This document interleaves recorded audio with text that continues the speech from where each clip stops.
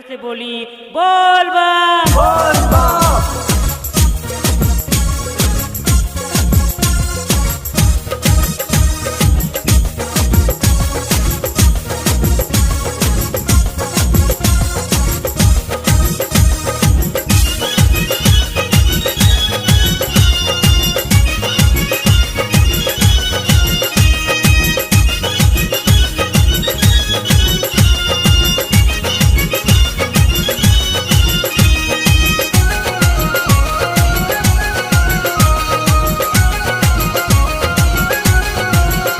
पंडा खोली के बाड़ी दर्शन करे द पंडा खोली के बाड़ी दर्शन करे द बाबा खाती लई जलवा चढ़ावे द बाबा खाती लई जलवा चढ़ावे द पंडा खोली के बाड़ी दर्शन करे द पंडा खोली के बाड़ी दर्शन करे द दर्शन करे द।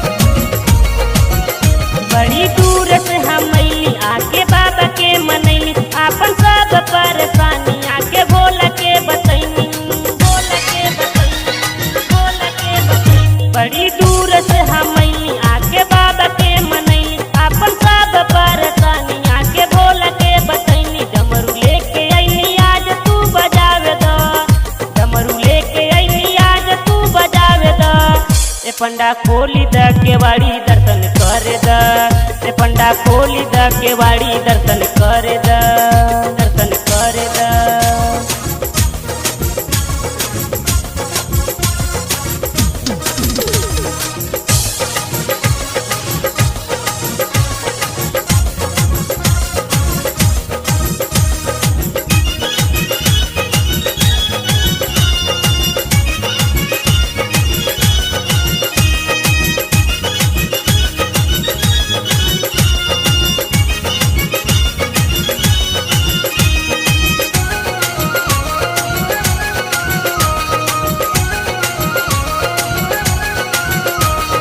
बुझत नहीं की बात केहू नहीं की हमारा साथ दिन कटी गईल यही कटी जाई अब रात कटी जाई अब रात कटी जाई अब रात। काहे बुझत नहीं की बात केहू नहीं की हमारा साथ दिन कटी गईल यही कटी जाई अब रात। सेव का आइल बाटे असिया लगावे द सेव का आइल बाटे असिया लगावे द पंडा खोली के बाड़ी दर्शन करे द पंडा खोली के बाड़ी दर्शन करे द दर्शन करे द।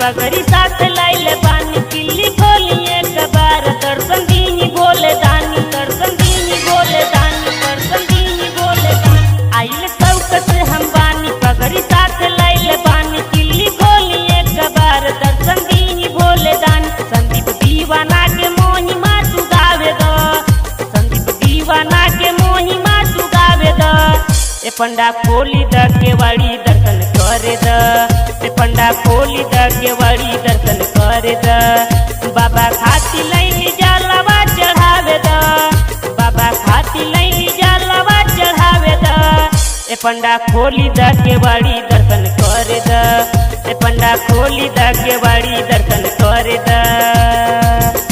अरे खोल दी ना।